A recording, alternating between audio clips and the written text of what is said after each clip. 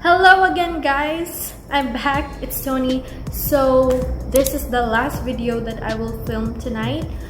What I'll film is my favorite standalones from last year, my favorite standalones in 2019. So medyo madami to, and actually madami ako nagustuhan na nabasa kong standalones last year, but I cut it down. Pinakonti ko na lang kasi baka masabi ko sa lahat ng standalones na nabasa ko last year. So if you want to know, if you want to check out what my favorites are last year, let's hop into the video. So to start off is The Bride Test by Helen Hoang. Actually, the first book that I've read from Helen Hoang is The Kiss Quotient, and since I really loved The Kiss Quotient, and then I found out that she will be releasing The Bride Test, so bumili ako and binasa ko, and I liked it. It talks about, of course, it's a rom-com. Helen Hoang's book. It's kind of pricey though for a paperback. It's $720. I like it because it's diverse. Helen Hoang tackles about a romance book about people. I mean, the characters in her books have disabilities. Kasi I rarely see, this is the first time that I've read. No.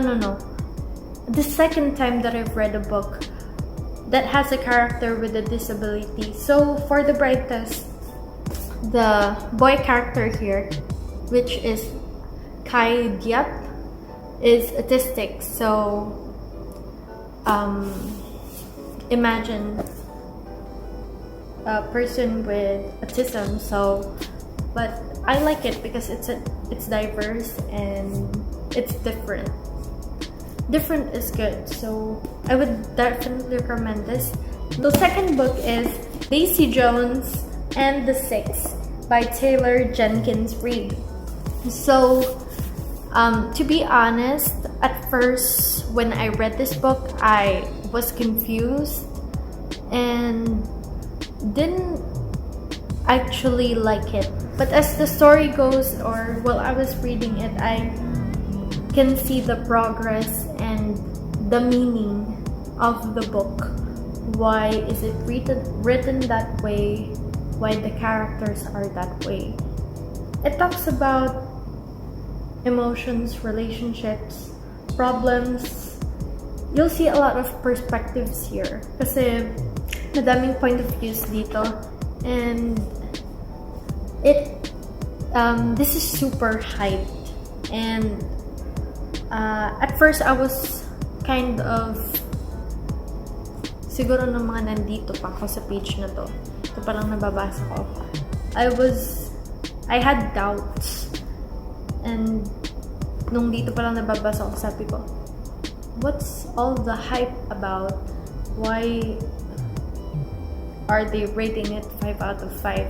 Pero give it a try, read it, and you'll see why it's hyped and why it's a 5 out of 5. So I definitely would recommend this. Although if you're kind of sensitive because it talks about drugs and everything, but yeah, though hindi naman main point ang drugs, pero meron mga drugs and everything, so yeah. Third book, All Your Perfect by Colleen Hoover. This is a reread though, but Colleen Hoover kasi is one of my go-to books, or one of my favorite author. Colleen Hoover is the cure whenever I have a reading slump. Like when I have reading slump, all I have to do is read Colleen Hoover's books. Pero yun lang yung nababasa kong books, mga books niya. Wala akong gana sa ibang books. I don't know why, pero I love this because it tackles about marriage. And naiyak ako sa librong to. This is one of my favorites. out of all of Colleen Hoover's, one of my most favorite from all her books, and I would definitely recommend this. Next is by Sarah Dessen, The Truth About Forever. I like the writing style of Sarah Dessen, although some might not like it, pero in my personal opinion, or for me, I liked it. Though there are some cliche moments, okay lang sa akin. I'm okay with that, and the stories are simple, not that complicated, but has a meaning to it. You will see the meaning to Sarah Dessen's books. Isama ko na din yung iba kasi I've read Sarah Dessen's books, and these are one of my favorite that I've read. Truth About Forever, Lock and Key, and then Just Listen. Di ko kasi mahanap yung copy ko. One of my favorites too from the standalones that I've read by Sarah Dessen is yung What Happened to Goodbye. Actually, the first book that I've read from Sarah Dessen is What Happened to Goodbye. And that's the book na naging reason para maghanap ako ng iba pang copy by Sarah Dessen and basahin. So, I love the books from Sarah Dessen. So, I don't know for you guys, pero I love her books. So, sunod is, again, by Colleen Hoover, Maybe Someday. This is the first book that I've read by Colleen Hoover, Maybe Someday. And I also cried. Ewan ko kay Colleen Hoover, pero lagi na lang may heartbreak or pain. Pero okay lang kasi at the end, there's happiness, contentment. Pero yun, I plan to do a video of my collection of Colleen Hoover's books, and yeah, maybe someday. I recommend this too. I hear Papa's big bike and he's here, so gotta wrap this up. Sunod na book na na-read ko is, before I forgot, katulad na nakalimutan ko sa series that I've read, sa my favorite series from last year. Wait lang guys, maingay yung motor ni Papa. Huwag ka maingay! Okay, pinatay niya na yung makina. The Honeymooners. I definitely recommend it. And nag-recommend sa akin ng The Honeymooners is si Andy. And thank you, Andy, for recommending that book to me. I also loved it. One of my favorite standalones from last year.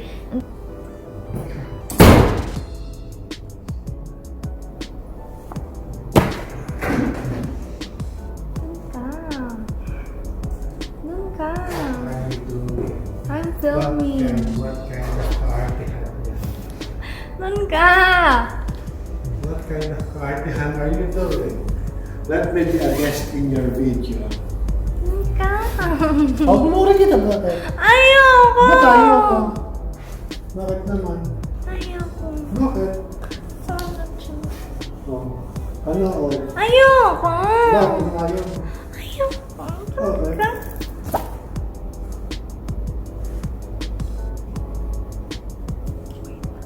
Wait for me to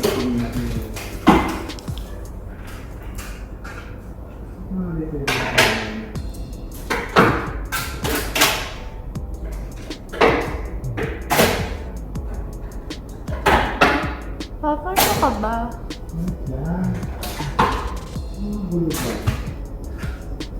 Saan ka galing? Gabing-gabi ka na, OMG. It's not gabi, umaga. Ha? Tinan mo. 1 o'clock na? Sabi nga kayo, 1 o'clock na ako kumain. OMG. 1 o'clock na pala. Ilang na kapehan mo. Patapos na ako. Ilang na kapehan mo. 5 na.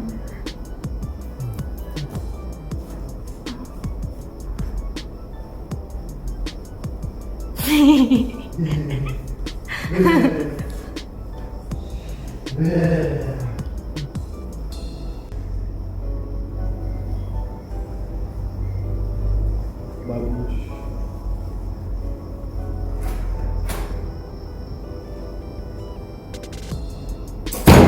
Okay. Ayoko talaga nagsifilm guys sa may nanonood sa akin. Especially my father or my mother. Though kay mommy, okay lang. Pero wag kay papa. So, anyway, back to one of my favorite standalones. Oops, it fell.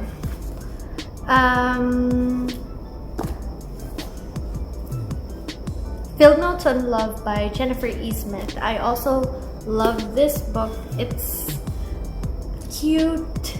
It's a cute story and the chemistry's there by the two characters. It's released last year, 2019. So the reason that I bought this is because I've read most of Jennifer E. Smith's book, The Statistical Probability of Love. This is what happy looks like, the geography, something.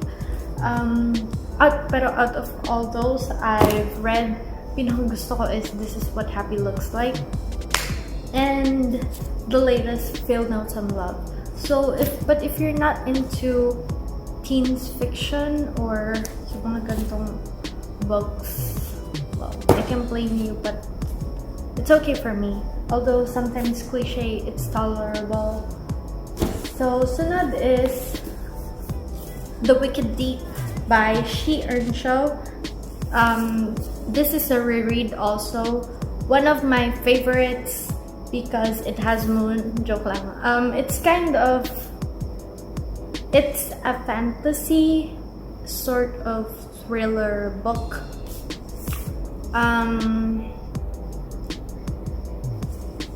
I rated this 4 out of 5. Basta yung mga books na sinabi ko sa inyo guys, yung mga my favorite standalones, ang mga rate ko dito sa mga to, kaya it's added in my favorites is 4 stars pataas. So, The Wicked Deep, I loved it, not just because it has a moon, and moon is my favorite. The story too. I love the story. Hindi ko siya na-predict. Yung twist dito, hindi ko na-predict. I don't know for you guys, doon sa mga nakabasa na, pero hindi ko na-predict yung mangyayari dito. So, last two. This is, of course, fantasy book to. Sorcery of Thorns by Margaret Rogerson. So, this is one of the standalone fantasy that I like. Two besides The Wicked Deep. Standalone din kasi to. I thought there will be a book 2, pero yung i-release ni She Earnshaw na book na bago, I think it's this year, is hindi siya book 2. I thought it's book 2. So, Sorcery of Thorns, I definitely love this too. And yeah. Some didn't like it, but it was okay for me. Parang gusto ko tuloy i-read to. Nakalimutan ko na. Makakalimutan kasi ako guys. Pero meron akong character dito na gustong-gusto na parang si Dobby for me. Yung naalam ko yung pangalan niya ay Silas yun. I just found out yung pangalan. Nakalimutan ko lang. Silas.